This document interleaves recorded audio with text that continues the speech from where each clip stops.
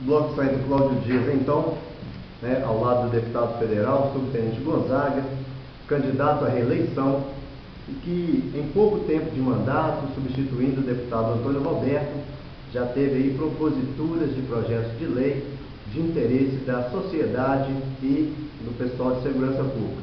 Deputado, uma honra para a gente recebê-lo hoje, né? Na verdade, o senhor nos recebe em seu gabinete, em seu comitê, né? E a gente poder falar um pouquinho para o pessoal nessa reta final sobre algumas proposituras do senhor.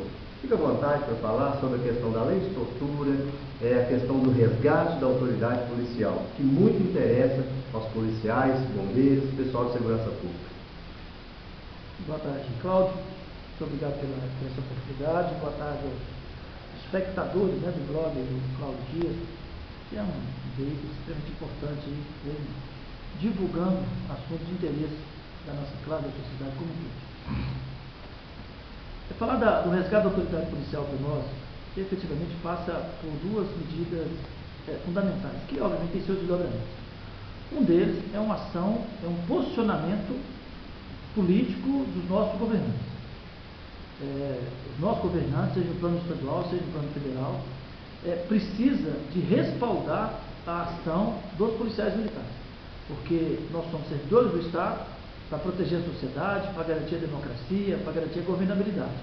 Nós somos expostos a todo risco, a toda sorte de risco, mas não temos o devido amparo do Estado, seja do ponto de vista de equipamento, seja do ponto de vista de uma legislação que tem que ter origem no governo, no Poder Executivo, para efetivamente garantir a proteção. Diga-se de passagem, nós temos um projeto de lei na Assembleia Legislativa, desde 2010, que é o projeto 353, que prevê e garante a proteção aos policiais ameaçados, medidas protetivas, medidas de amparo aos familiares, aos filhos, escolta, moradia, e esse governo, infelizmente, ainda não permitiu a sua aprovação.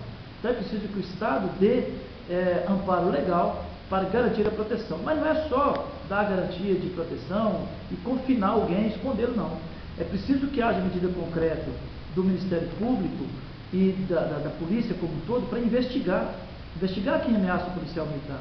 Nós nunca vimos, Cláudio, você nunca viu nos seus 30 anos de polícia, efetivamente alguém que ameaçou o policial militar ter um processo, haver uma investigação, identificar a ameaça e puni-lo. Nós nunca vimos isso. É raríssima a situação de nós vermos um policial, um assassino de policial sendo julgado e condenado. Portanto, nós precisamos de ação efetiva do Estado, mas temos que lembrar do Poder Judiciário. O Ministério Público e o Poder Judiciário fica num certo conforto no seu ar-condicionado, e nós não estamos aqui dizendo que eles estão à toa, mas estão num conforto, e não faz devidamente a sua parte. Nós defendemos que falar do resgate da autoridade policial é preciso de ação concreta do Poder Judiciário e do Ministério Público, no sentido de garantir a efetiva denúncia e julgamento dos criminosos para que eles sejam punidos, devidamente punidos. Porque boa parte dessa falta de autoridade nossa se dá porque o criminoso, ele tem as benesses da legislação e da estrutura do Estado que não investiga, não denuncia, não pune, ele volta a ameaçar o policial. E aí, com uma afronta direta, porque o policial prendeu, não teve resultado concreto, ele volta a ameaçar e volta a colocar esse policial refém. E aí nós entramos numa roda muito ruim, né, desse processo do Estado. Então, nós temos clareza de que um dos aspectos é esse. Mas nós precisamos atacar também a legislação no sentido de garantir que a ação do policial tenha que ser, de fato, respeitada do cidadão. Né? Você conhece bem, você é professor de direito, sabe que no Brasil a legislação, né, a previsão do crime de desacato, da desobediência, isso não pune ninguém, não leva ninguém a nada. Né? Se for policial militar, ele vai preso, né, sem direito a habeas corpus, vai responder pesadamente na justiça militar. Mas o cidadão contra o policial, não acontece absolutamente nada com ele. Então é regra no Brasil que o cidadão pode desobedecer e desrespeitar uma ordem do policial, que nada vai lhe acontecer. O policial não pode efetivamente fazer nada numa situação dessa. Então nós acreditamos que uma frente que nós temos que atacar é discutir a lei no sentido de punir com mais rigor a desobediência, punir com mais rigor o desacato, como forma de garantir o respeito ao policial militar na sua função de representar o Estado nesse papel de conter a violência, de combater a criminalidade. Perfeito. Outra coisa importante que o senhor propôs recentemente é com relação à lei de tortura, que na verdade os policiais é que estão sendo torturados ao tentar fazer um trabalho e às vezes ficam lá processados no crime de tortura. Fala um pouquinho para a gente sobre essa propositura, sobre a lei de tortura. Olha, a primeira coisa que nós devemos dizer é que efetivamente a tortura deve ser condenada por todos os aspectos, né? A nossa discussão e a nossa proposta, ela não minimiza o efeito da tortura. Nós queremos deixar claro que também condenamos a tortura. Mas nós sabemos que a lei da tortura de 97, ela veio no rastro daquele episódio da favela naval, em que aquele militar de nome Rambo, né, foi filmado praticando de fato atrocidades contra a população, e a lei veio com um rigor muito grande, porque tratou realmente de uma lei feita no calor de um fato extremamente grave, que foi aquele episódio da favela naval. E ao fazer isso no calor dessa emoção, infelizmente, a lei trouxe uma outra tortura para o policial, né, que é a demissão automática no caso de uma condenação no crime de tortura.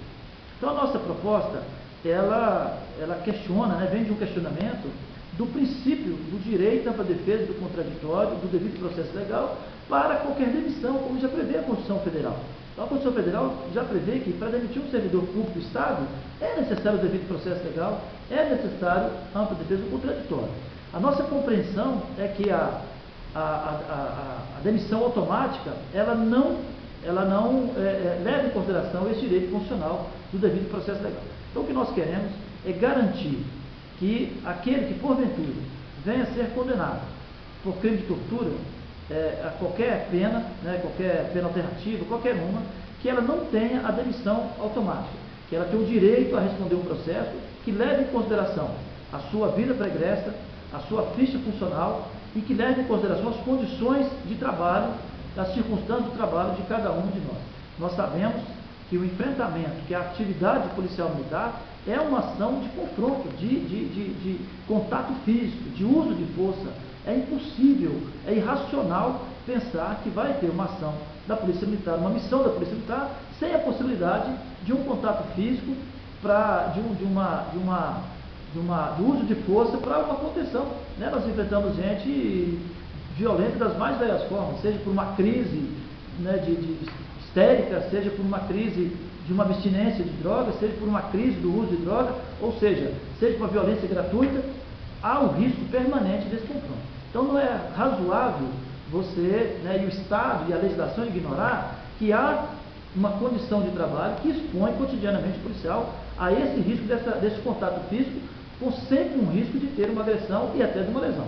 Então é preciso que o Estado e a legislação considerem isso. Então nossa proposta é nada menos para garantir o que a Constituição já disse, que é direito de todo servidor público do Estado, o direito à contraditório, contraditório devido ao processo legal, para avaliar sua permanência ou não no serviço público.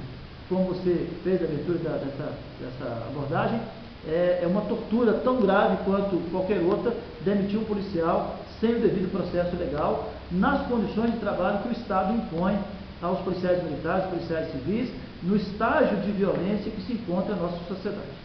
Exato. O Blog Sargento Cláudio Dias, o movimento RET, Renovação, Ética e Transparência, decidiu apoiar, né, o subtenente Gonzaga, o número 1231, para a reeleição, pela trajetória de vida, pela representatividade que ele sempre, né, esteve com relação, mesmo nos períodos difíceis, ele sempre esteve à frente aí.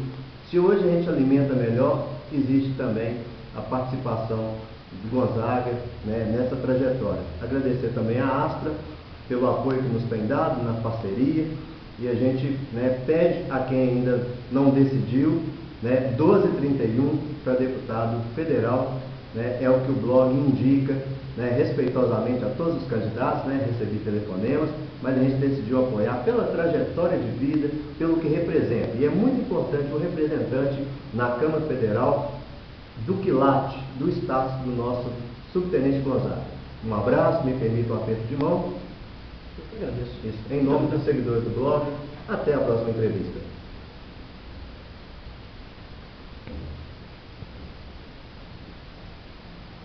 Agora você fez um